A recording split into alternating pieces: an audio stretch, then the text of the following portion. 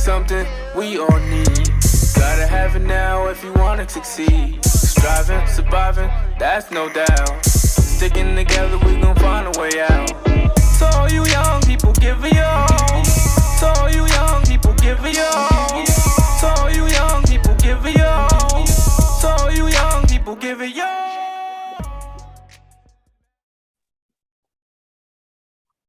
Good evening, the back community.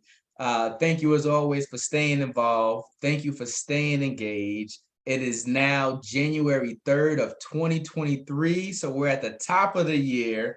And listen, we're gonna pick up right where we left off. My first guest of 2023 is a woman that I admire. So many of you admire.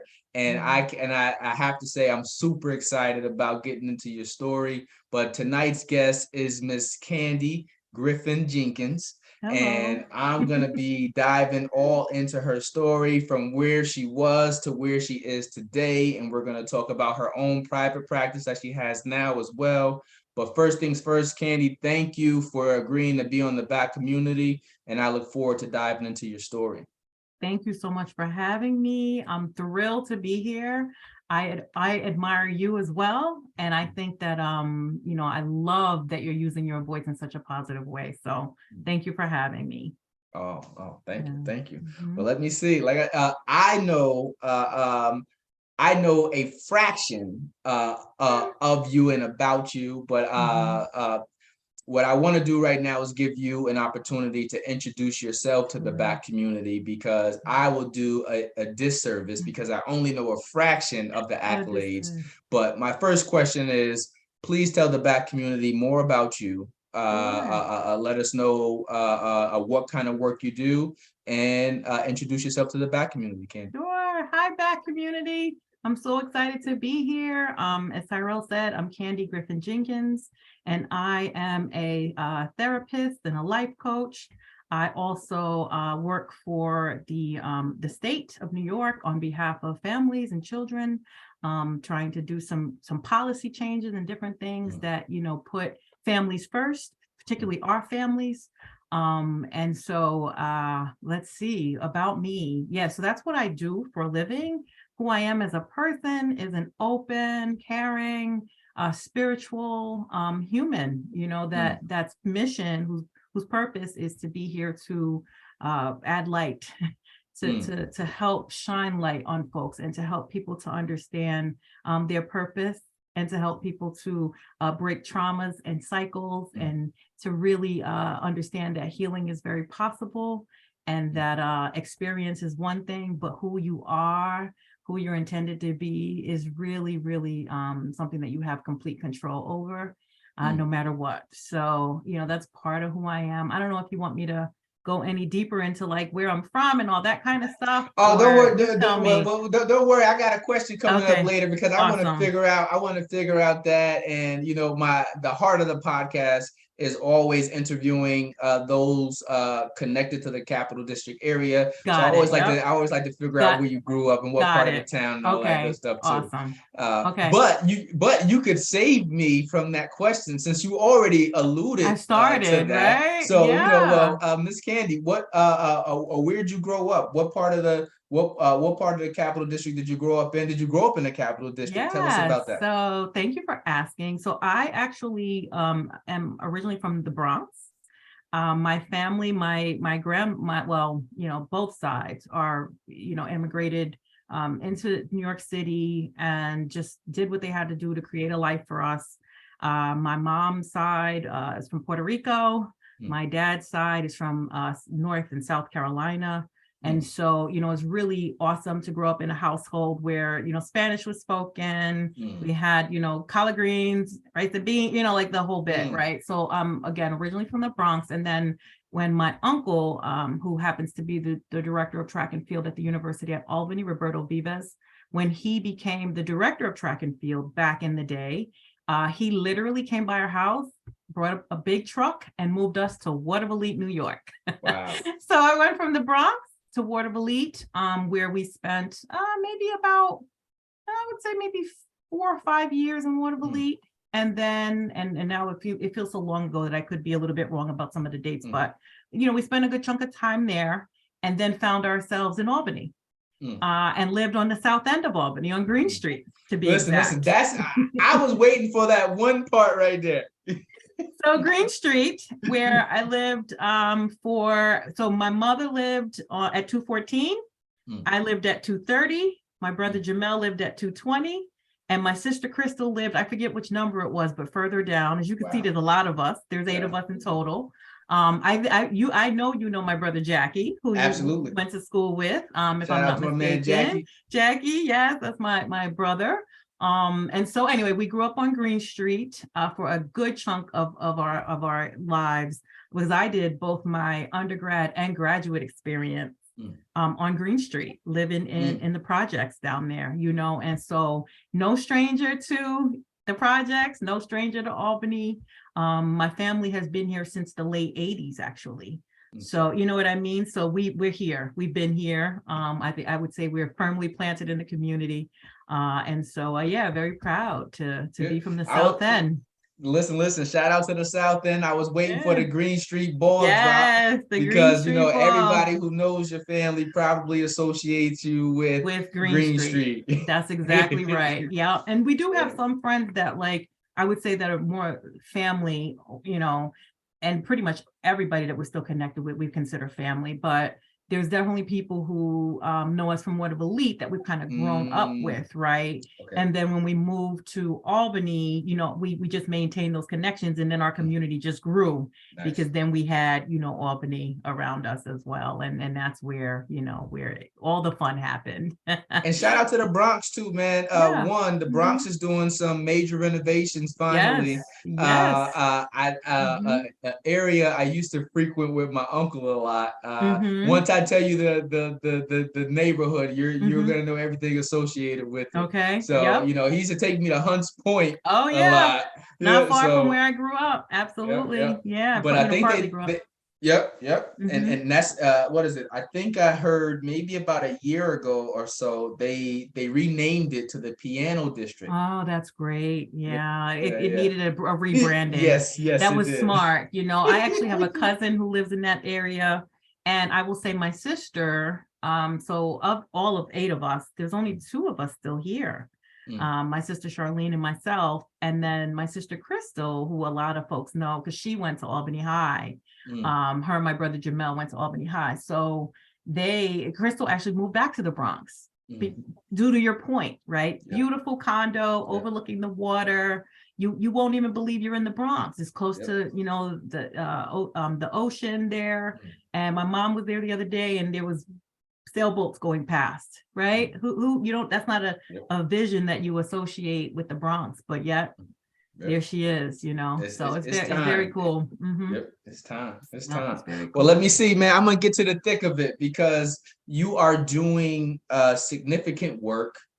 You have always been doing significant work. And I want to say, I know I might be wrong, because I know you were doing LPP at one point in time, but I don't think that was where I first met you at. It was at somewhere else where I first met you at. But it might have been LPP. So you are deeply rooted in the community. Your works speak for itself, which leads me to your passion and what you're doing currently. Absolutely. And I know you said you want to be a beacon of hope, a beacon of light, which is why we're going to get into what you're doing now. So if you can tell us a little bit more about CanDoIt. Sure. Yeah. Because like I said, you started your own practice. We want to talk about how you're coaching and how counseling is such a monumental a part of our lives. Absolutely. And I will say LPP, shout out to all the LPP students who blessed my life in so many amazing ways. I still am connected to a lot of folks from LPP. It shaped me as a provider, as a human, to have that opportunity at the end. And by the way, LPP still exists on the University at Albany's campus at the School of Social Welfare. I got to give them a shout out, right? I was there for 12 years. And my recollection is that that is where we at least connected in terms of like meeting and you wanting to do things with the group of guys that you were, collaborating with at the time. Yes, it was. Yes. So, but I didn't think you were still doing LPP at the time. I was doing LPP, but you know what? Right shortly after that, I transitioned from Director of Liberty Partnerships program, just so everyone knows what LPP stands for, to an assistant dean at the School of Social Welfare. And then I did that for 5 years. So a lot of the times people knew me as part of the University at Albany community, but just in a different capacity, right? But still, my Liberty Partnership students knew where my office was. And trust me, they would come and find me, and that was a blessing to be part of that. But so I mentioned that. I'm glad you mentioned LPP, because again, it's such a love, it's like the love of my life, that was I still to this day feel like that was some of the best work that I've ever done. And to just see, my former students, whether you were part of LPP or not during my time, just knowing what a contribution that program was in so many people's lives, it's just not many people can say that they've had that, right? And so that is kind of like the framework that I bring with me now, because now that I'm removed from campus life, removed from the opportunity to work directly with young people, right? I understand, the impact that having safe, informed folks, particularly people who look like you, what that does, right? And I understand as a therapist now that in my capacity as a woman of color, that I really get to show up in a way that maybe some others aren't able to, right? And relate in a different way. But every time, and the funny thing too is the clients that I have now that I attract, surprise, surprise, youth. The majority of my clients, I get these calls from parents. We heard about you, so-and-so, you're seeing their daughter or their son. Can you see my child? This is happening. So if no matter what I do, I can't get away from young people, and it's all good with me, But again, because I understand what that's like, I understand what it is to go through, trauma. I understand what it is to go through depression. I understand what it is to, be different. I did mention we moved to Ward of Elite from the Bronx, right? You could imagine, right? Then going to Albany and feeling like community again, but yet not, because we're not from that neighborhood, the neighborhood. We had to become part of that neighborhood. So there was always that thing where you had to kind of figure it out, and so anyway, to go back to your original question, that work, that life's work, has always brought me to the understanding that someday I wanted to be able to be, to provide in a different capacity. And then I have my uncles and other family members. My mom is a beacon of light for many. My uncle Roberto, who I already mentioned, is amazing. My uncle Julio, who does Exodus Transitional in New York City. So I had these people in front of me who paved the way, and who showed me what it was like to use your life. Like, we're not here just for ourselves. We're here to be of service. And so that was taught to me as a little girl, watching folk not talk about it, but be about it. And so that's where it is. And so doing LPP, how it all happened is, I was a little surprised because I never thought I'd work with youth, right?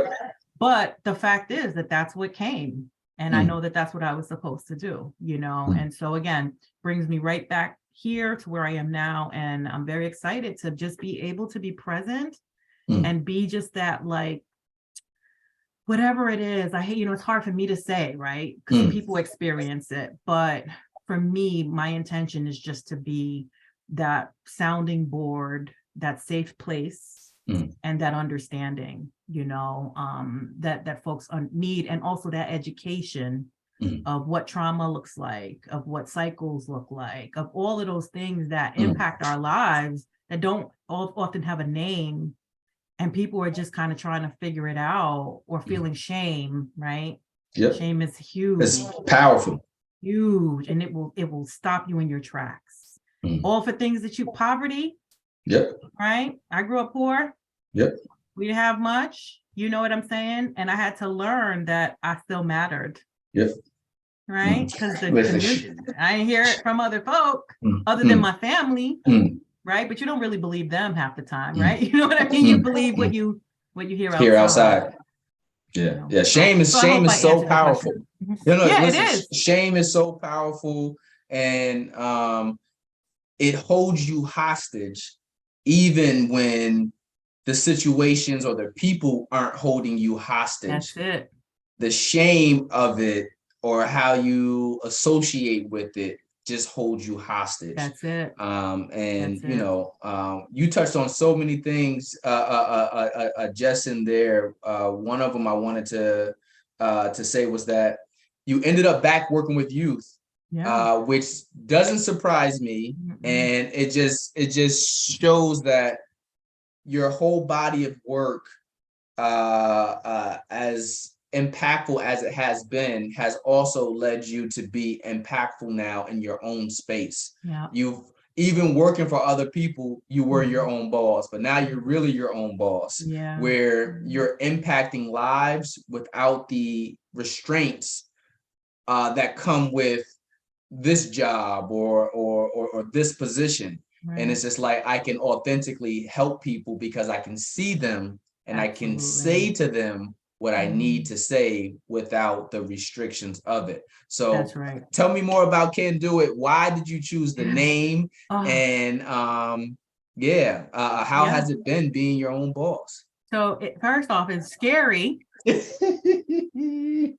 It's scary. And if I could share a little bit, you know, so I worked at the University of Albany again, 17 years. So always right in Yep. the comforts. That's Yep. my home, like truly my home in every capacity. Because I did all my education at the University of Albany and then worked there for so long that literally is my family. So leaving there in itself was just like, whoa, right?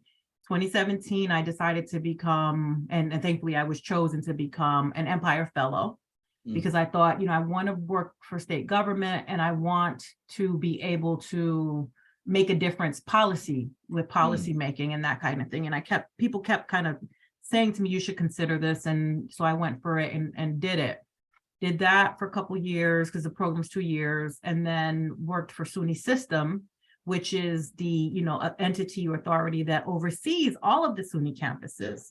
And thought, oh my gosh, I've arrived, right? This is it. I'm in the big leagues.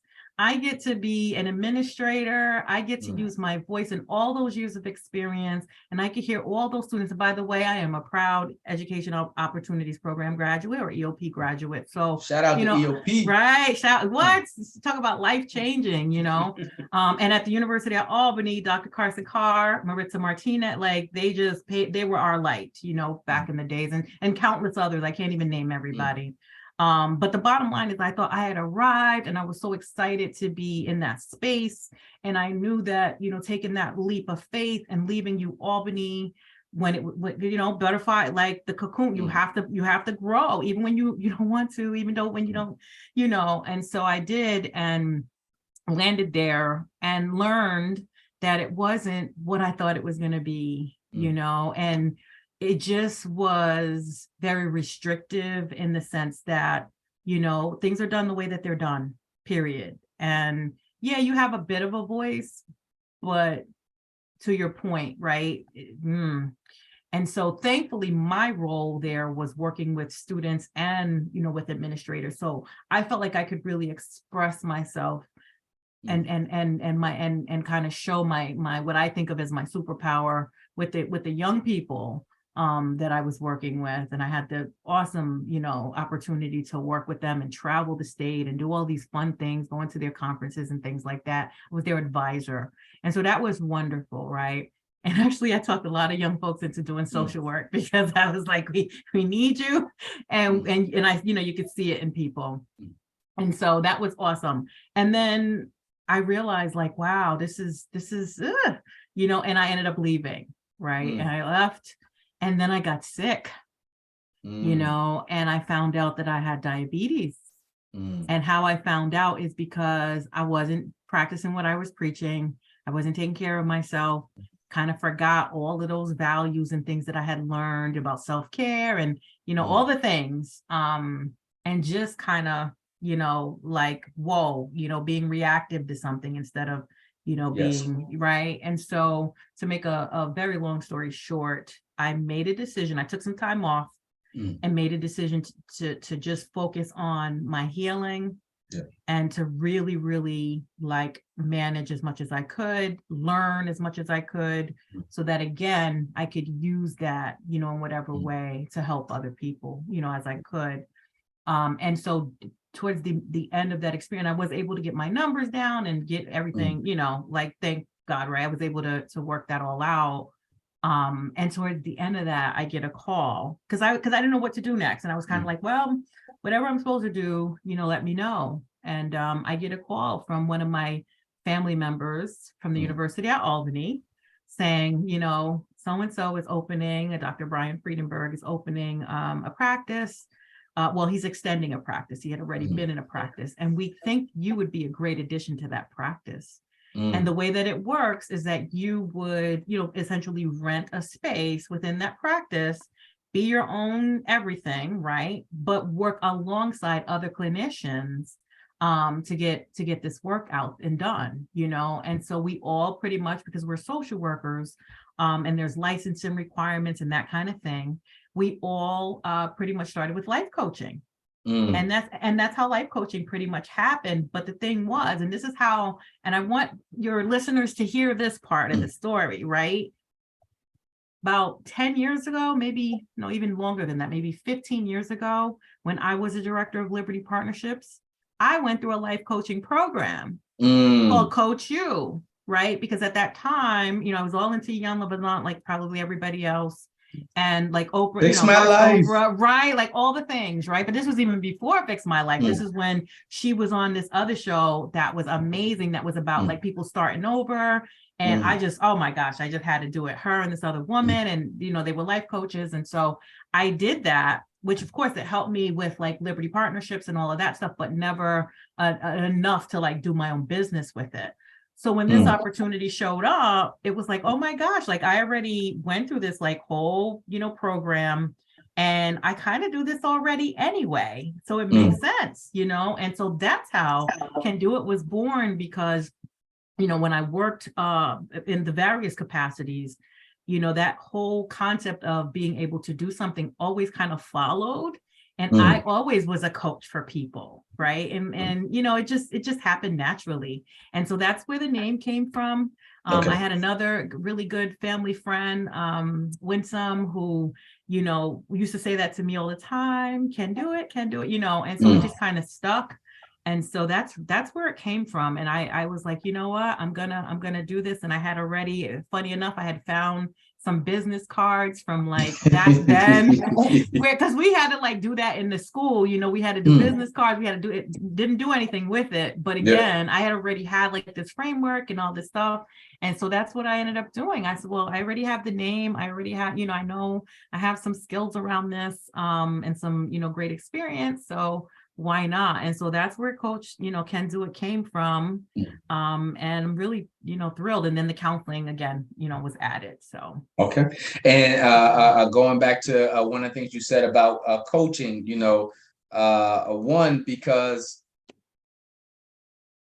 coaching or being coached, allowing yourself to be coached, allowing yourself to be mentored is a space that most of us don't welcome as much as we used to. Like you used to hear about job shadowing, you used to hear about people wanting to just be around you to get the skills, but everybody wants to be the boss today, and nobody wants to be an Indian long enough. I probably shouldn't say that one, but I hear you. But long people don't enough, want to be learners. They don't want to be students.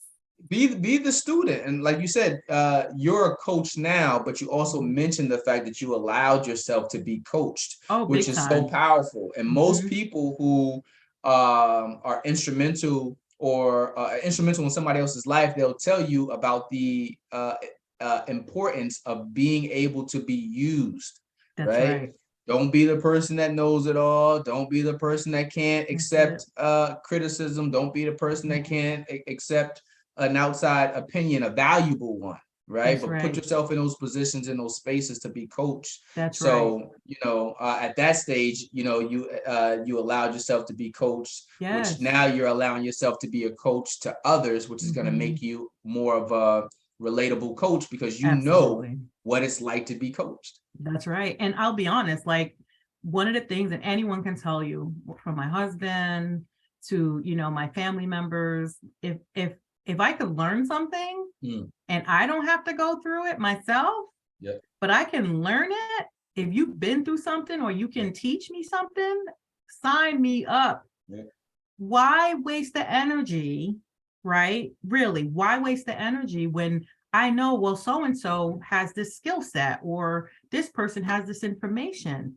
To be honest with you, that's what got me through. That's what did it from being a little girl, all the way up. It was like I was very curious. I was always asking questions. I would always want to shadow people. I always wanted to, whether it was in the kitchen with like my grandmothers, or out with my whoever, my aunties, uncles, whoever, or even just friends or their, family members. Like, I just think it's very important because we don't, even at my stage in my life, I know a lot of things, but there are things that I don't know.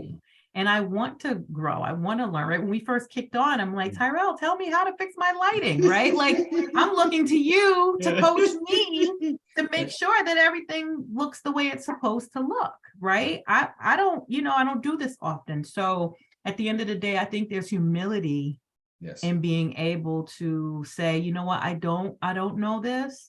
And regardless of what, maybe social media or the popular opinion is now, I really owe it to myself to put myself in spaces and rooms and places where people can actually help me to grow and be better.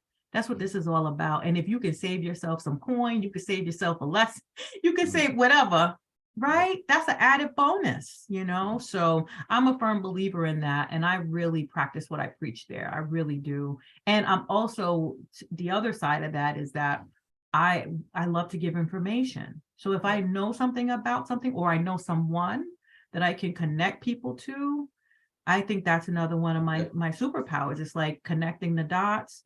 Oh, I don't know that, but this person does. Let me, introduce you to that person. Like, I just old school. I think that's very important. And it really has paid off for me big time in my life. Listen, it is a dying skill, but it's still so important. And you said superpower twice, and I promise you I'm going to get to my next question, but you said superpower twice. And I have to point out something that I learned about the word, and it's really about identifying our own superpowers, right? Most of our superpowers are the things that, we're shameful of, but we've overcame. Most of our superpowers are the things that we really don't want to speak about, but we endured and we overcame. Again, and it's what separates us from everyone else in the room. And as soon as you learn to tap into those things that you're normally afraid of, right, you really become super powerful, because no one has your experiences, Candi. No one has my experiences. Everyone has similar experiences, but no one has your exact experiences, which will make you make that superpower make you more unique. So I had to go back to that one, because superpower is very important, and tapping into who you are is what makes you super powerful. That's not trying to be like somebody else. That's right. And own it. Why are we, yes, be humble, but also recognize that you have something that does set you apart, that you have something that allows you to enter into spaces, and that your voice and everything that makes you who you are should be part of that. Don't cower, right? Because, I say that, and some people are like, oh, they kind of give you a look. Well, I know what my superpowers are, right? But I also know what they're not, right? And those are the things that I work on. No one's perfect, but I'm clear on who I am, and what God has put me here to do. I know that. And that, again, because of those experiences, it's created that ability for me to understand that I went through that so that I could be even more, how you say, powerful, I guess, right? Like, so I could really be present for people in a different kind of way. So I'm grateful for that. Thank you for sharing, for picking up on that and sharing that. No. Have you always been mindful of how powerful you were? Or No. was it something that came over time? When did Candi start to realize her superpower? Wow, that's a really good question. And I would say it's funny because it's like a double-edged sword. I've known from young that I had something to offer. Anyone who knows me and knew me then will tell you that, right? I was the little girl who other parents would say, if Candi's not going, you can't go. Real true story. I was that kid, right? So, and my mom, like my siblings could tell you, like I always was that kid. So I knew that there was something different. I knew that I had like a special something, maybe a maturity, some would say, maybe an old soul, some would say. I love to read. I love to do things that would give me others' perspectives. And I loved information. That was very important to me. It saved my life, frankly, as a kid, right? Like just knowing, wow, I could read and I could do these things and I could change my circumstances, because they did it, this person, right? So that was always something that I knew from a very young person. But then you go through, like, you go to that period where you're born, like, and then you go through what life and society tells you, right? You're not good enough. You're too big. You're not pretty enough. You're not, especially from a female perspective, right? And that's how I identify, she, her, right? So, you're not Black enough. You're not Puerto Rican enough. You're right, whatever, right? You don't talk this way. You don't speak the language, just all these messages and nobody means it intentionally. It just is what it is. And in my family and in other, like, culturally, it was always a joke. It was like funny. Everything was funny. We frame everything as a joke. And that's how we couch trauma, right? So, but you don't know that. And so when I was probably in high school, I got pregnant when I was a junior. I had my son, and shout out to my son, Craig now, who's a grown man now and, an amazing young person. But like at the time, it was like, I felt like, oh my gosh, here I am, different again. And what led me here, and it wasn't until later that I realized it's cyclical. My mother had me when she was, 17. I had my son when I was 16, right? Like that's all part of the cycle. But I fell into like just that whole misunderstanding, right? Believing what others thought, what others believed me to be, rather than knowing, who I was and continuing that. And then it wasn't until after, I would say, like, I still struggle sometimes, right? Especially sometimes you get in the room and you're like, am I supposed to be here? But I definitely have much more of an understanding. And I would say it probably was from when my later years at the University at Albany, when, I really felt like I knew my stuff. And I really, because I was around people who were pretty woke, they really helped me to see myself in a different way, and to really like value who I am and, my voice. Like I have a voice and I should use it and I shouldn't be afraid to use it. And so, so I would say that certainly a little bit older, but still a little younger, too.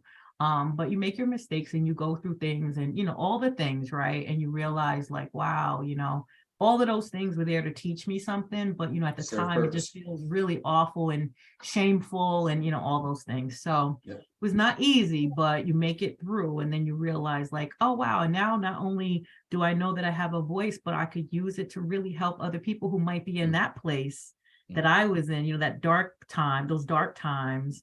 And you can help to kind of guide them through that experience, and provide them with like hope.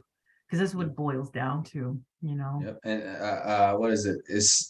everything has its purpose. We go through what we need to for a particular That's it. reason. And most times it's not even for us, it's for us to be able to For teach us, somebody that's else. right. But That's right. you know, I say something in the book. I mentioned how we are not the sum of our experiences. That's right. We are the sum of what we learn from those That's experiences, right. right? That's And right. it's very important to learn. It's not, you can't avoid everything, you know, so you're gonna go through some things, but That's there's it. nothing worse than going through it, going through this constant circle and not learning how to break it, That's not learning it. how to get out of it. That's right. And That's a lot right. of that comes with introspection and taking the time to speak to a counselor. A lot of that That's comes right. with taking the That's time to right. trust somebody else who's walked that path. But Exactly. And yeah, that's exactly right. And part of that is the healing work that you just described, right? Like, thankfully, you know, when I was pretty young when someone told me about therapy. My good friend, you know, Lou, she's like, girl, she's another Puerto Rican sister, and she, girl, let me tell you what you know what I mean? I was, remember, I couldn't get out of bed. I was 26, maybe 25. I had just graduated with a master's degree. From the outside looking in, it would have appeared that I should have been on top, felt like I was on top of the world, but I didn't, you know. And I just remember, like, you know, I don't remember exactly how, because this happened so, you know, so long ago, but I just remember her saying to me, like, go see someone, you know, and get therapy. And it just wasn't something that like my family members or close friends did. Right? Stigma. It was This, like that, right? Ew, you going to see yeah. a shrink? Oh, you crazy, right? You know, the Yeah. stereotypical, Yeah. I never understood it to be a healing option or an opportunity to grow and relearn, right? You know, people do what they could do, the best that they could do, right? We all was just surviving. That was our lives. And people were pretty proud to be survivors, you know, and it wasn't until therapy that I realized, girl, you ain't got to survive.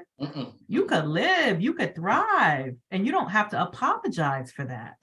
You get to be, you know what I mean? But it wasn't until that experience. And funny enough, that experience happened because what happens, right? You have the big breakup, and you then quickly realize it's not about that thing that happened. It's about what you're supposed to get from that experience, right? Just like you said, what do you know, you're not the sum of the experience. What are you learning from that experience? And that just shifted my trajectory, you know? And so I'm so grateful for that healing work, because that is what sets the stage for everything else.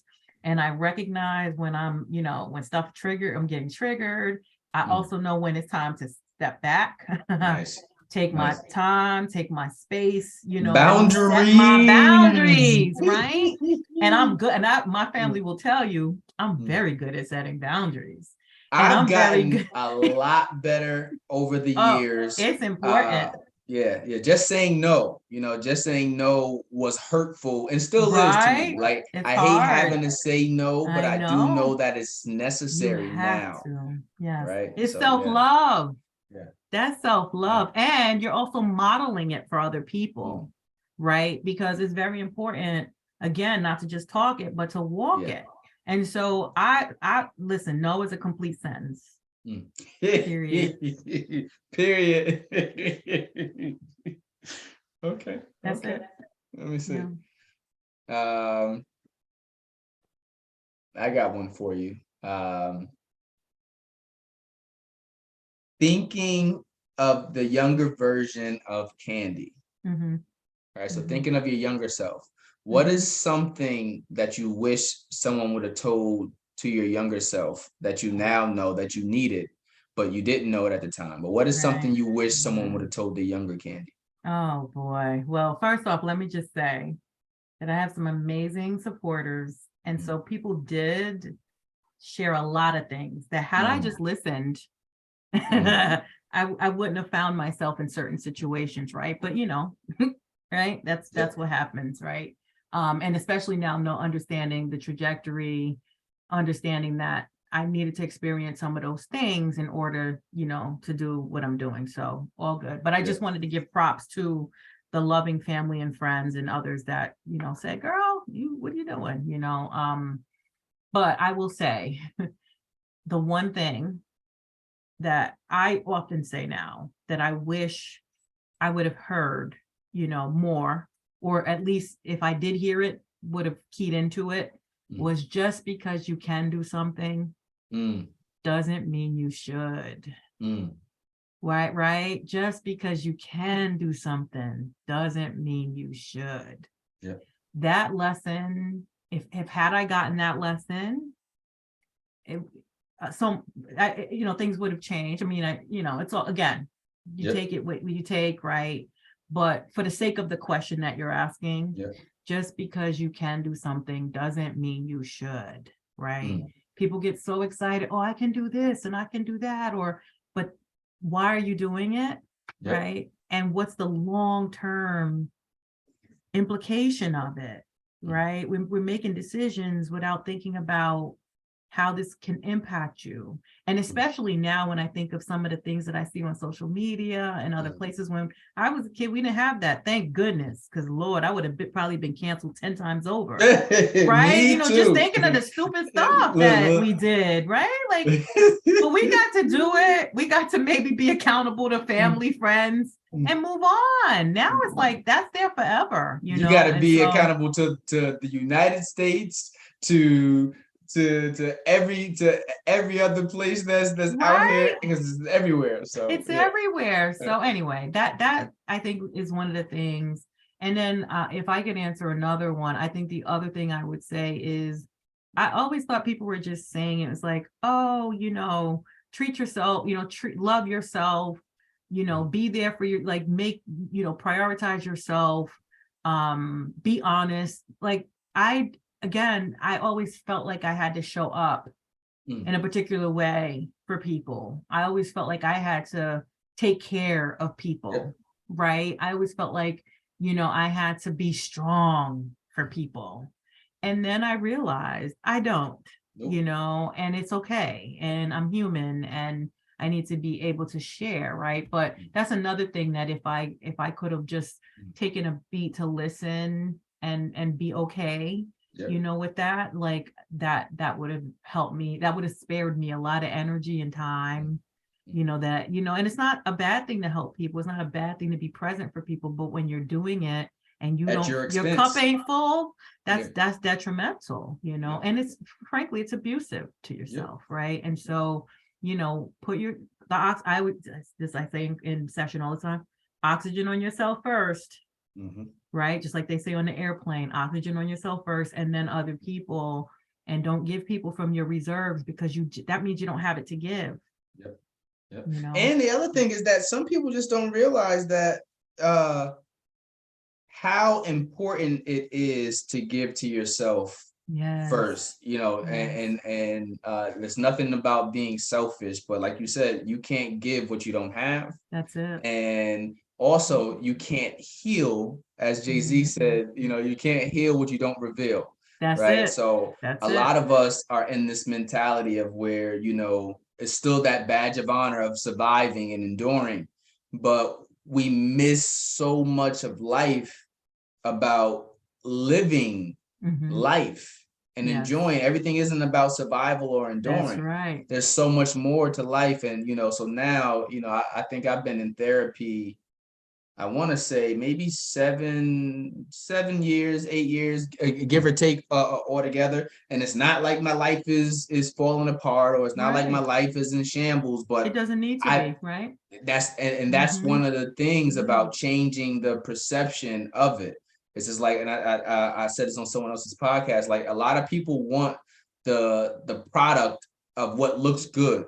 But are you willing to do the work? That's it. To become that product? That's and right. I'm just like, I didn't want to go to therapy initially because I'm a Virgo at heart. So I'm an analyst. So I analyze myself, let alone somebody else tinkering with my brain. But it was one of the best decisions ever. Absolutely. Because when you can put yourself in a position where it's a safe space first and foremost, but to allow yourself the opportunity to expose yourself to more about yourself that maybe you never allowed yourself to.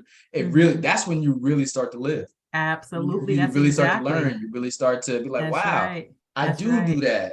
Yes. Wow. Oh, I cussed that person out, but really It was me. It was was just like, me. oh, It yeah, so, usually is you, Yeah, right? yeah, It's yeah, usually yeah. is you. And the thing is, what the other thing that therapy helps you to do is to understand that every person, everything that comes into your life comes in there to illuminate the healing that needs to be done. And so, you'll meet someone, they might rub you wrong. You can't, you don't quite understand. You just think it's them. But then you realize, oh, they remind me of, or this happened. And right, and please understand that trauma and, certain things are inexcusable no matter what. Yet there's still an opportunity for healing, for growth, and to use that horrendous thing to shine again a light on what is possible and to offer hope for things, right? Like nobody ever wants to get sick, nobody wants to be hurt or whatever, but you can still use it. You can still use it. And people's spirits amaze me. The things that people have experienced and been able to get through is amazing. And when and especially me now working with primarily young, and when I say young people, I'm talking like 13. I think I have a 13-year-old, I have a 15-year-old, I have a 17-year-old client, and then some young adults. And the fact that they come every week and they're open and they're willing to share and they're willing to, do the work. And trust me, I'm tough. Like I'm pushing you to do the work is amazing. And it just goes to show you, right? And I think the other part of it that I have to share is that when you do that, in addition to what you shared, it also gives you reason so that when things aren't good or don't feel great, it allows you the opportunity to understand why you need to keep going. Because that's important too. It's not always going to be roses. You may have to sometimes do therapy because of things that are happening.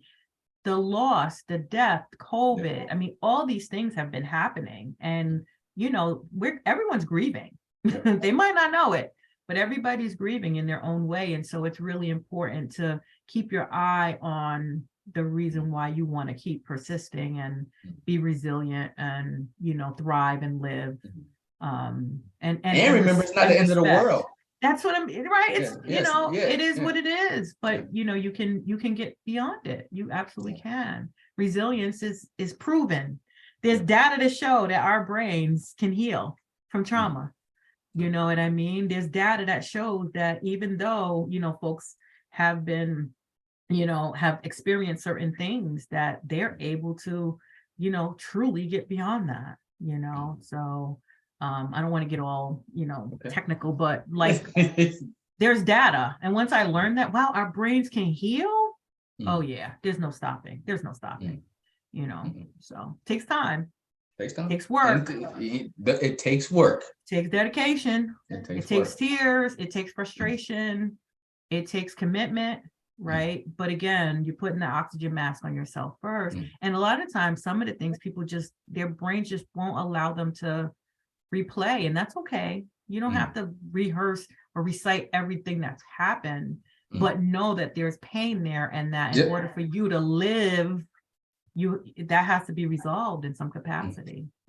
There's a book called How We Love. I'm not sure if you ever read it or heard of it, but How We Love is amazing. It's a husband and wife that did the book, and they talk about the attachment theory, right? And they talk about how most of us, especially the older we get, we think that the experiences that we had with love or how we was introduced to love no longer affects us. But it's so far from the truth. Like who we are as adults and how we love as adults are exact result of how we were introduced to love by our caregivers, right? Absolutely. And by the way, that starts zero. That starts in vitro.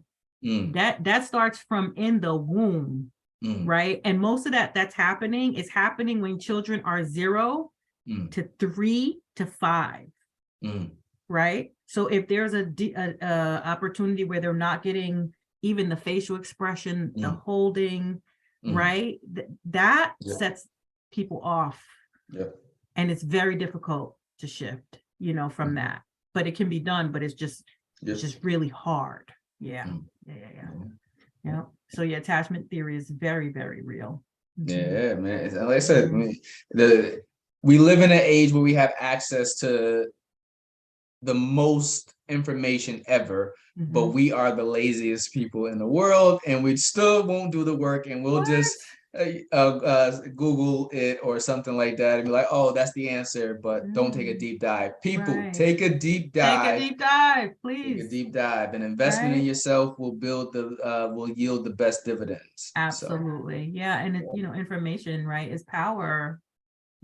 And that's another thing I feel like is a lost art. I mean, when I was growing up, and I'm not saying college is for everybody. Please, please, please don't come for me with that. Right. I'm not saying that. I'm saying that education saved my life. Right. It changed the trajectory of my path and my siblings' path. Right. Just me making that decision changed our lives. Right. And not every one of my siblings opted to go that route, but everyone made a decision to do what they needed to do to be able to be, successful in whatever way that they chose. And so I think it's really important, and it bothers me, frankly, that there isn't a push. Again, you don't have to go to college. You don't got to incur debt. Fine. You against that, that's fine. However, you do need to do something that will help you to like, not just, again, survive, but to thrive and, figure it out. There's so many options, and a lot of it's free, so just go a lot of it's free. You don't have to go to the library like we did. You know what I mean? You could just look it up, but don't just Google, like you said, go a step further, but learn and make sure your sources are credible. Yes. Don't just be reading from anybody. You got to make sure you're learning what's factual, what's data inspired, etc. And I'm going to say the same point you just made. School may not be for everybody. It may not be, but I wish that it was, because it's so much that you learn about yourself going through the experience. But here's the other piece, and shout out to my man Anthony O'Neill, who has the book Debt Free Degree, and in his book he talks about how for most Black and brown communities, we end up exposing our kids to college when they get juniors or senior year in high school, and we're so far behind the 8 ball. It was like the preparation for school really begins as early as 7th and 8th grade.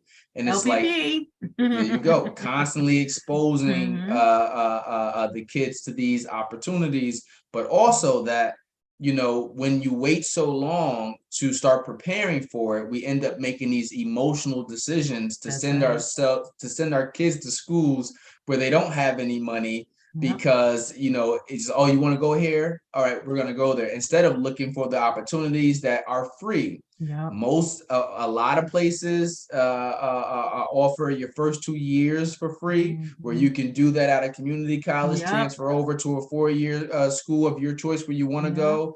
So there's a lot of other avenues that we did not know. And like I said, everyone wants to get rid of the debt. They don't want student loan debt. I understand that too. I couldn't wait to get them paying mine off. So when I did, just like, great. But there's a lot of opportunities out there to go the school route or the vocational route where you don't have to pay, but a lot of that has to do with spending the time to research what's out there. That's right. And I'll add to that briefly, that the other part of this is that you got to understand that it's bigger than, right, like that piece of paper, right? It really truly is about understanding what you're capable of, right? I mean, that people don't often think of it that way, but it's like, that's what it teaches you. It teaches you who you are in a way. I'm so grateful for school. I'm so grateful for all those lessons, it was so hard, but now I know I can do it. You know what I mean? And that when you ask about when did you know who you are, like, there's nothing like, so really quick, my niece, so I as an administrator on campus, was on the stage. This was UAlbany, graduation, So part of my role as an assistant dean was that I organized the School of Social Welfare's graduation, which meant that I got to participate, in the ceremony and all the things. That this one particular year, I was on the stage in my regalia. My sister graduated with her master's in social work, Charlene. My niece, Kaeva, graduated with her undergrad, I think in maybe I forget what her degree was. I want to say like sociology or something. Kai, I apologize if I'm saying the wrong thing, but can you imagine my family had the opportunity, and these kids from the Bronx, at that point, primarily everyone on my mom's, people on my mother's side had gone to school, but not so much on my dad's side. The opportunities just didn't present themselves. And they got to see myself on stage, my sister, my niece, and then Priscilla, who my uncle's wife, also got her MSW, all in the same ceremony. I love it. Can you imagine? So you go, and so that's what education does. It helps you to, create space to actually, and one of the things that you said, that's opportunities, that you paid your debt off, right? And I used to say to my students all the time, I'd rather pay my debt off than not be able to pay my bills and not be able to pay my rent and not be, or my mortgage or whatever, whatever. But that little payment, I'll take it. You know what I mean? Compared to what I saw in situations where people hadn't had that opportunity or didn't take the opportunity, and you're right. 7th grade is where we started college prep and LPP. 7th grade, fifth grade, really 5th grade, but really it was 7th through 12th is when we really, And that's, that's what led me to start bringing the young men from Model up to UAlbany, because I realized it's literally probably about 7 or 8, probably more, universities in the Capital District area, right? Absolutely. UAlbany, Sage, St. Rose, right? Siena, all right there.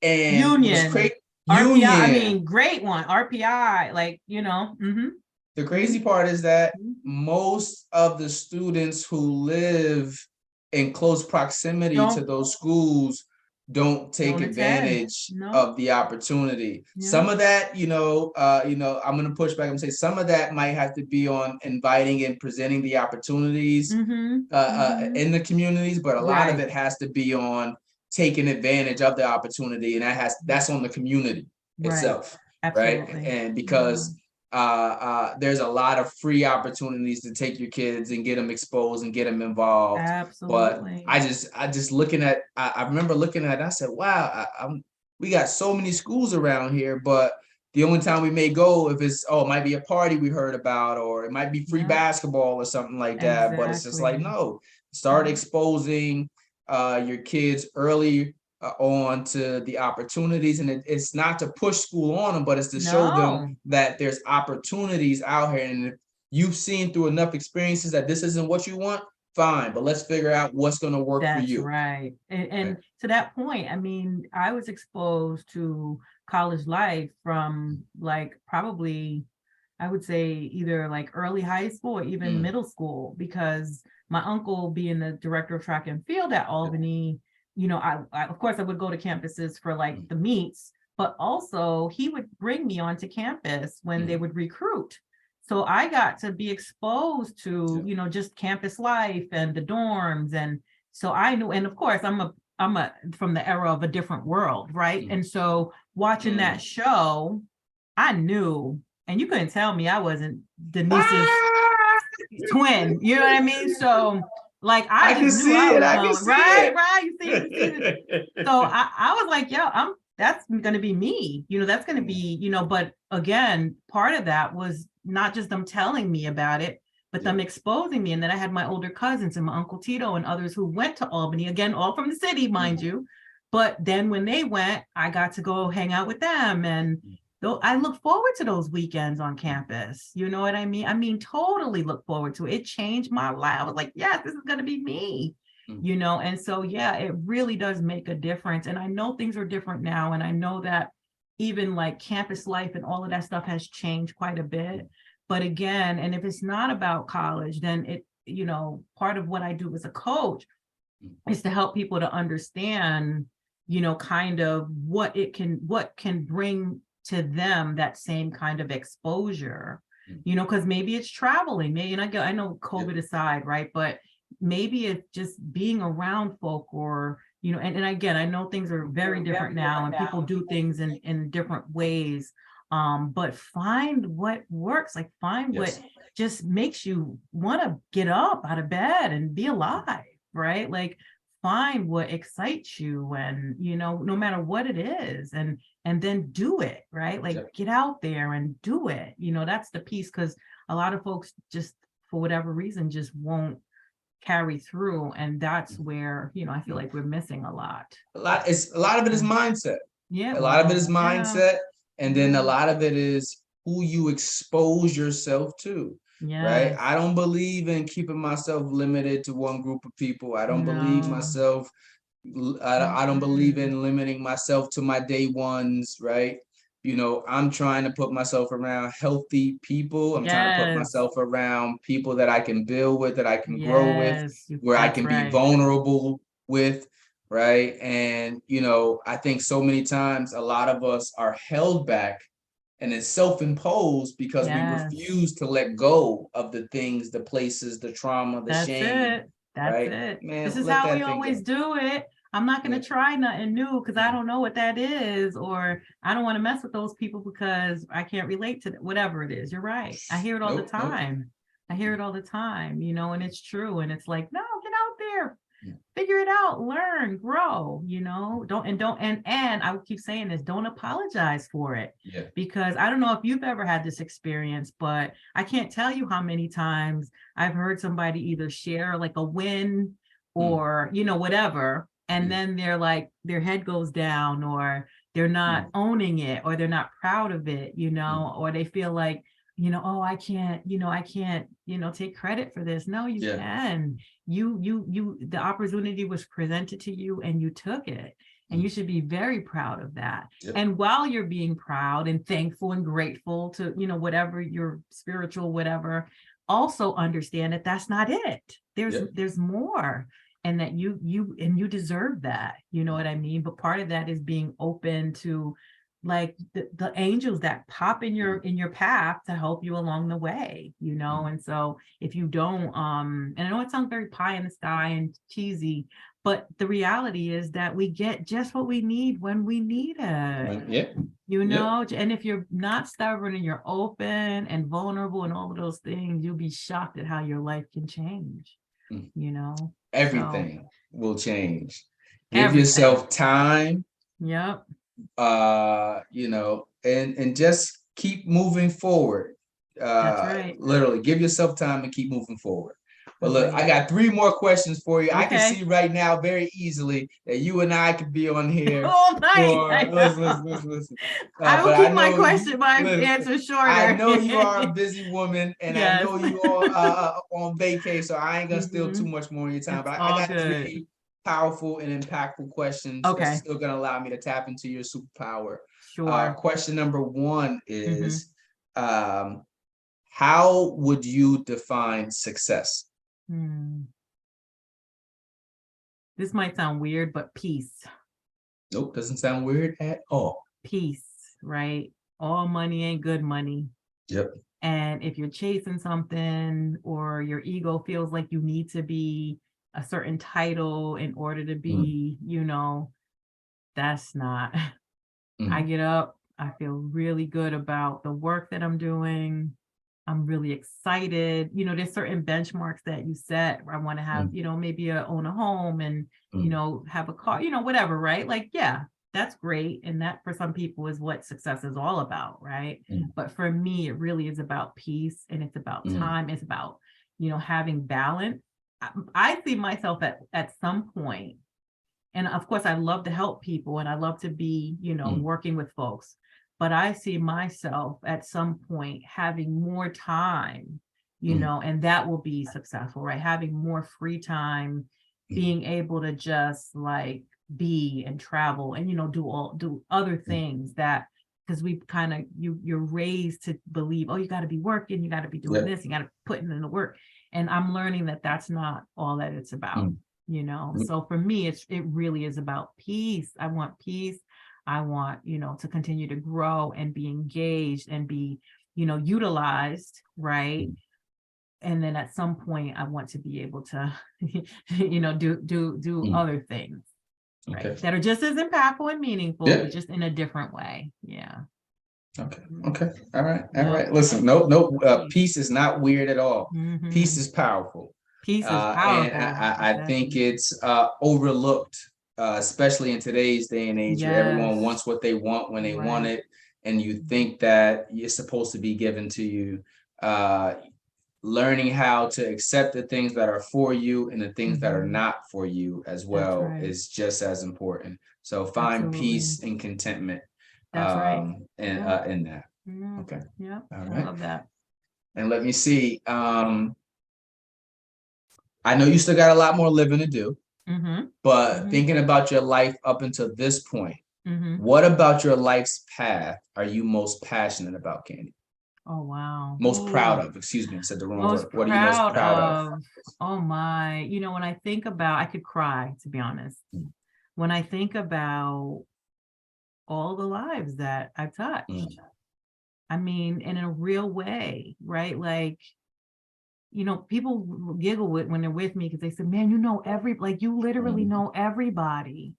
You walk into the room, I see people, and oftentimes it's, oh my gosh, Candi, like, you know, you help, you know, and it's weird because I, you know, I don't want to sound like, oh, you're so dope. No, it's just that knowing that that was the assignment and that I did the assignment, like I'm doing the assignment, right? And learning how to, you know, set boundaries and different things around it, but have always allowed myself to be used in the way that was needed. That makes me incredibly proud. And I'm grateful to be, you know, just to be like, just to show folks like, you know, you can do it. And it doesn't have to be perfect. And you don't have to be, you know, you don't have to follow these rules and regs that aren't healthy. Like you can really do your own thing, but do it in a way that's, you know, honoring where you're supposed to be in your mission.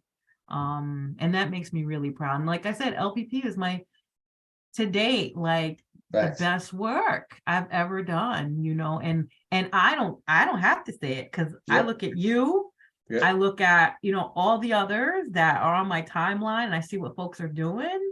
And just knowing that I had just a little tiny little piece of that, like how many people can say that?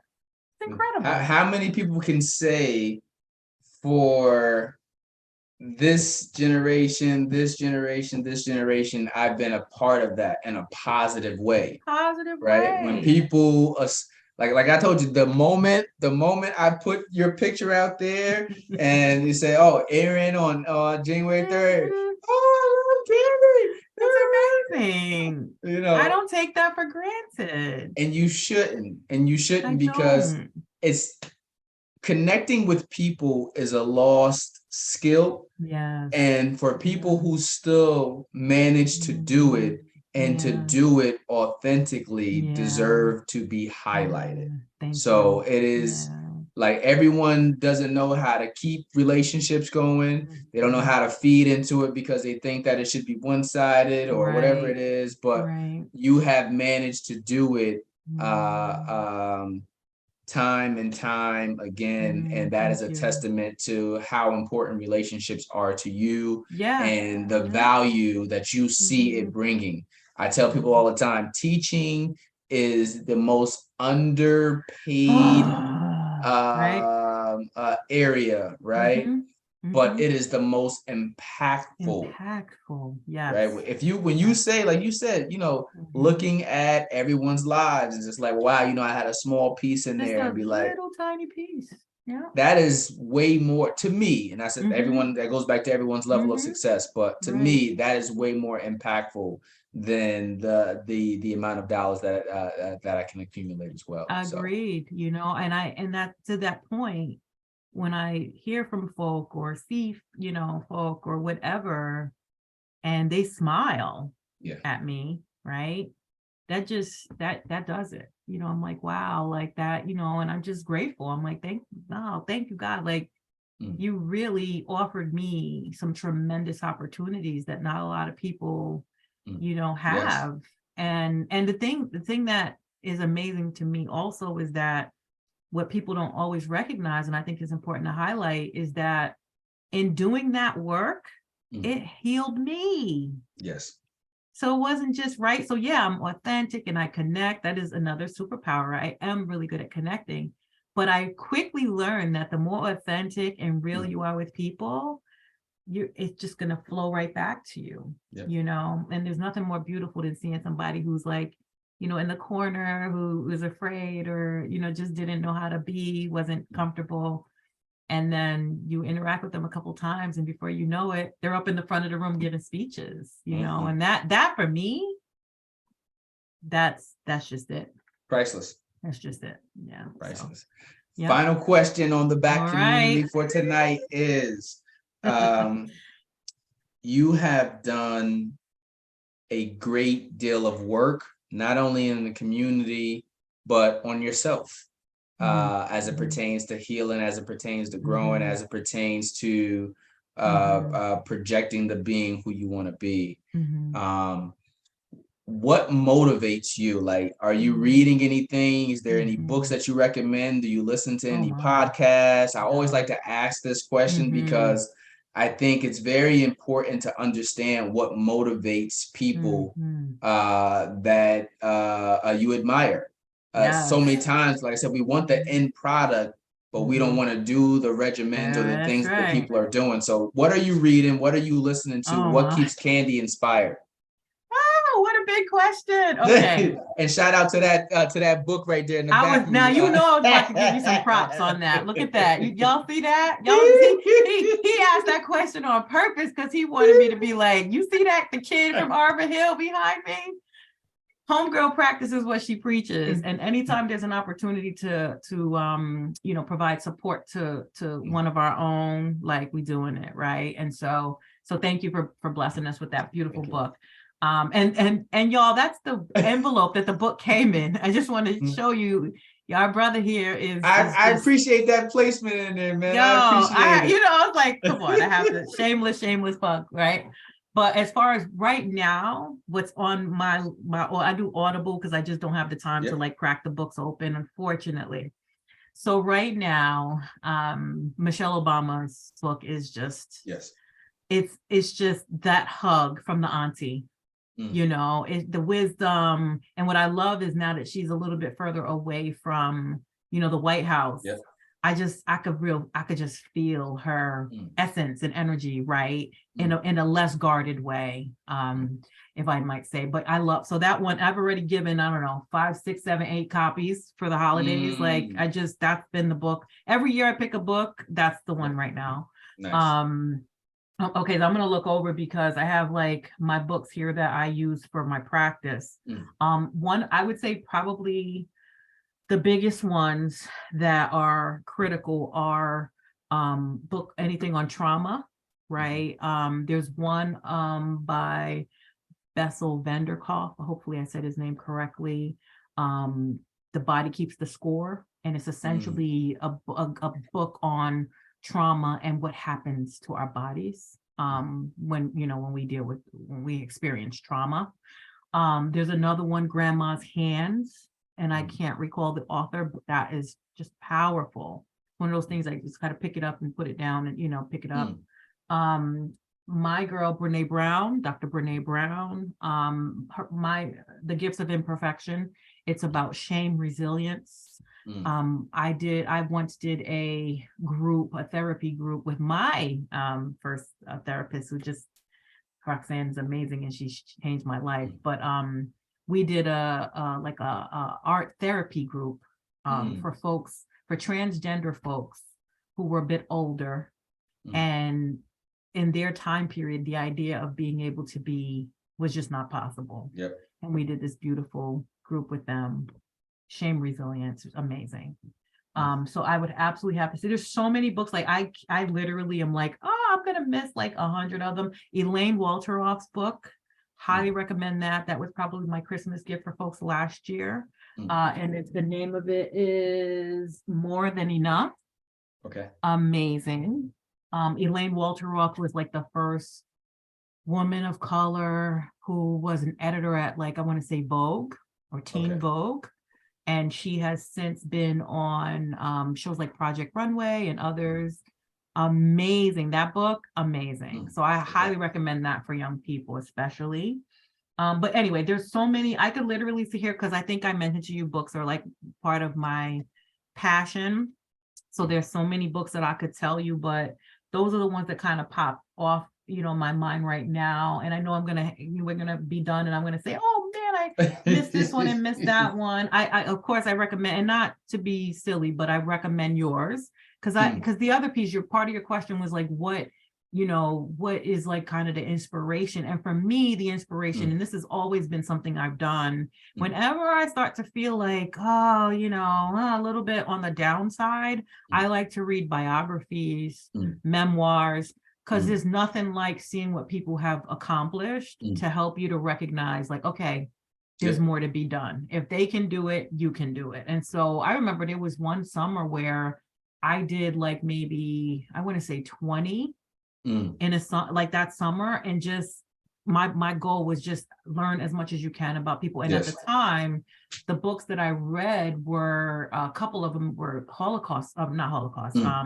was the Rwandan survivors. And there was two people at the time, a woman, I can't think of her name, unfortunately, and a gentleman, Paul, someone.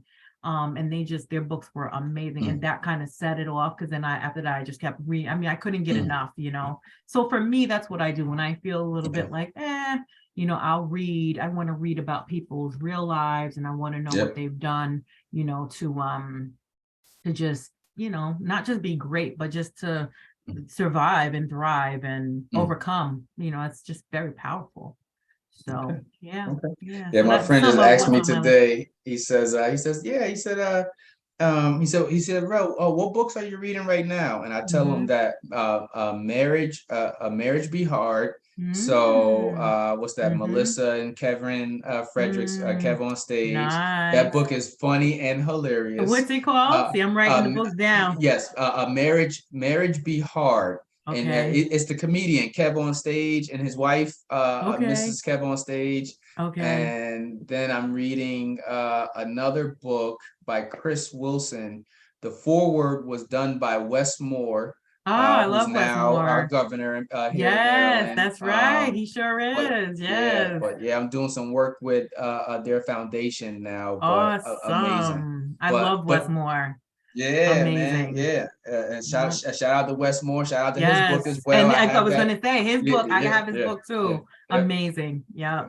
Yeah. But he goes as Kashif. He says, yeah, man, are you gonna read anything fiction? And I was just like, sometimes I do. I think the last fiction one I read was The Dream Giver by Bruce Wilkinson. I love that book. Yes. But I love I love biographies. I love memoirs. I love hearing the backstory of my favorite artists. I love those types of things. But all those things, yes, absolutely. So lots of fun and education and all that good stuff. But so thanks for asking. I would now that question I wish I would have known you were going to ask, because I would have had I could imagine you would have had stacks. I would have had a list. Yeah, I love anyone who knows me, troll books. I don't know if you remember those. But when I was a little girl, in the city, we used to get like this sheet of paper, and you could order, books. They were like $1.25. And I used to beg my mom and, dad for, please give me a troll book. And that's pretty much what started my passion. And they were these like little books, right? They were kindergarten up to whatever grade. I don't know if they still have, maybe they call them Scholastic or something now. But those books are what set me off. And ever since, I've just been a avid reader. Yeah. Okay. You give me hope because I bring my kids home books all the time, and to the point that my 6-year-old Dominic will tell me, he says, "Oh, I say I brought you something home, like me and my friend Kashif, we'll meet up at the bookstore here Bookstore. And all you're of in the time." Maryland, so you're in, you got, So tons of them. So Yep. shout out to Mahogany, shout out to Sankofa, all of these Yes. places. But whenever I come home, I was like, "Yo, I brought you something," and my son's always like, "What is it, Dad? What book Another is book?" it? Yep. Well, listen, Candi, I'm not gonna hold you any longer. No, thank you. I couldn't wait to get to your interview, one, because I know how powerful you are. Thank you. I've gotten a chance to witness your superpower in real life, and thank you for being the blessing and the light that you are. I wish you continued success as you can do it. So I wish you continued success with the business. I wish you continued success in everything that you're doing. Wealth, health for you and your family. Thank you for being on the Back Community. Oh, I appreciate it. I think this is going to be a good one that the people need to hear. So thank you for sharing. So much. I appreciate you having me. Thank you for just giving the opportunity, but also thank you for showing up. Thank you for doing all the things that you have done. I will never forget when you guys walked into my office those years ago and you had this big vision for Albany and all the things you wanted to do, model. You were just starting that out. And I have tears because I just remember, how much passion, you had. And so I'm grateful. I think, what's that saying where they're like, something, shines each other. Of course, I just botched it up, but do you know what I'm talking about? Where they're like, like strengthens like, or there's a particular one with like, iron sharpen iron. Iron sharpen, right. Okay. So I just think, it takes a lot of courage to step out of yourself and to give back. And so whenever, folks are doing it, it's just amazing. So thank you again for having me. I feel very humble. I hope that my humility, came through, but I'm just grateful. So thank you. Oh, thank you even more. Well, there you have it, the Back Community, Miss Candi Griffin Jenkins, CanDoIt. Counseling, coaching and counseling. Yep. Oh man, see, I had at the beginning. Yep, So, it's okay. yeah, It's all right. It's a lot. It's a mouthful. CanDoIt life coaching and counseling, and people can also find me on Psychology Today as well, right? Okay. Psychology Today, and then my website is CanDoItLifeCoaching.com. So and again, you have the option to do life coaching or counseling. And you have to be in New York though. So for those folks who are out, even with telehealth, yeah, because my license only allows me to do therapy. Let me clarify. I can only do therapy with people in New York. I can do life coaching anywhere in the world. But therapy, you have to be a New York resident, and you have to be in New York when we're doing the therapy. Gotcha. So yeah. Gotcha. That's just. I'm just not gonna tell you my location. So, but I'll let you think I'm in New York, so that when I start getting my therapy, so you can get your therapy. Listen, man. Thank you again. Have a wonderful evening in the Back Community. Thank you for staying tuned in with us, Candi. You have yourself a wonderful night. I'll catch up with you later. Same. All right. Thank you. Take good care. Bye. Bye. Bye, everyone. Keep climbing up the ladder. Black lives matter. They matter. So all you young people, give me all. So all you young people, give me all. So all you young people, give me all. So all you young people, give me all. Matter. Black lives matter. They matter. Black lives matter.